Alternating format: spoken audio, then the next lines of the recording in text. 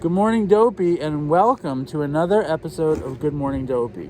I'm Dave, and I'm joined by Evan and the dog. Good morning, Dopey Nation. And today is August 5th. It is. Wow, time just it's cruising. It's going right quick. Summertime is almost over. Oh, don't say that. I'm gonna raise a fuss, gonna raise a holler. Oh, boy. All right. About working all summer just to try to earn $1. When he's like, all I "Get could me think outta here." is with this we're in the 8th step, and I'm working my sponsee is doing his 8th step right now, and I'm like, that's the way to do it. Eighth month, 8th step. Yeah. He's like he's right on target. right in Jesus' plan. All right, what do we got for the daily reflection? Listening Deeply is the title. Yeah. August 5th. How persistently we claim the right to decide all by ourselves just what we shall think and just how we shall act. Say it again. I'll do it Okay. again. I got distracted. How persistently we claim the right to decide all by ourselves just what we shall think and just how we shall act. Right. 12 Steps and 12 Traditions, page 37. I don't know what that means at all. Keep going. Yeah, I don't know. I feel like I should be able to say how I think and how I act, but all right. Anyway, if I accept and act upon the advice of those who have made the program work for themselves, I have a chance to outgrow the limits of the past. Some problems will shrink into nothingness, while others may require patient, well-thought-out action. Right.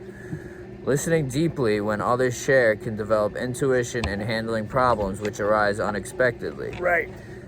It is usually best for me to avoid impetuous action. Attending a meeting or calling a fellow AA member will usually reduce tension enough to bring relief to a desperate sufferer like me. Sharing problems at meetings with other alcoholics to whom I relate or privately with my sponsor can change aspects of the position in which I find myself. It's a long one. Yeah. Character defects are identified and I begin to see how they work against me. When I put my faith in the spiritual power of the program, when I trust others to teach me what I need to do to have a better life, I find that I can trust myself to do what is necessary. Right.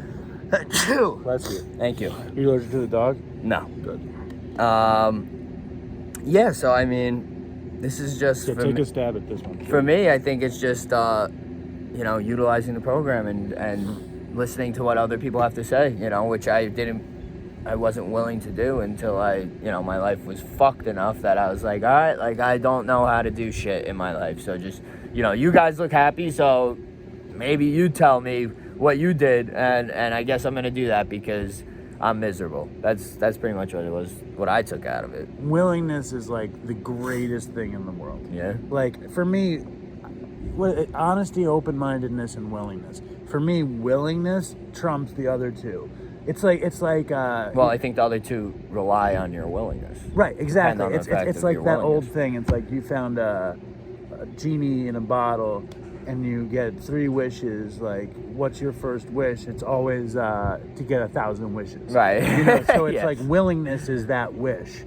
Like willingness, you can. If you're willing to be honest, you can be honest. Right. If you're willing to be open-minded, you can be open-minded. If you're willing to do anything, to do it. Like this morning, we I'm gonna be really honest with you guys. It's actually a few days ago. That's bad. That's my boss calling me. Oh, shit. I'll in trouble. I'll call him right back after this. Like, the first thing we talked about was humility, right? And willingness. I'm freaking out here. No, but we're gonna finish this. Now you're all messed up. Now- You're not thinking straight. Willingness. It's like we were talking about humility on the beach this morning, and again, it's willingness to be humble. Humility doesn't have to come naturally. Honesty doesn't have to come naturally. Doing the next right thing doesn't have to come naturally. Which none of those things do for me. Yeah, exactly. I mean, for me, overeating comes naturally. Like watching too much TV, I've gotten very natural. Like not answering my boss's call. That's unnatural now, but it used to be very natural to avoid shit. Yes. And willingness is, if you want me to get really cheesy without invoking Jesus' name, willingness is strictly the key to everything. And what you said is really that desperation unlocks the willingness. Absolutely, yeah, because I wouldn't have been willing to do any of that if I still thought that, I could get something out of what I was doing and how I was living. But, clearly you know, when you're at the end of that and there's just nowhere else to go, and you've burned every bridge and your life just sucks, you know, what other, you know, option is there? Right, exactly. It's like, but that's up to you. It's like you became willing because you became desperate, and there is no magic pill for willingness. And I wish everybody could be willing to do the next right thing. Everyone's level of where they've had enough is different. Like my threshold of like, all right, like I can't deal with this anymore. It's different from your, I can't deal with this anymore. So people gain that willingness at a different spot. You know, the program would say, you know, like people gain their willingness when they're supposed to gain exactly, and that's true. You know? I wasn't willing until I had a 4-year-old kid and a chaotic life and a waiter job, and it was the best my life had ever been. And I had willingness hit me.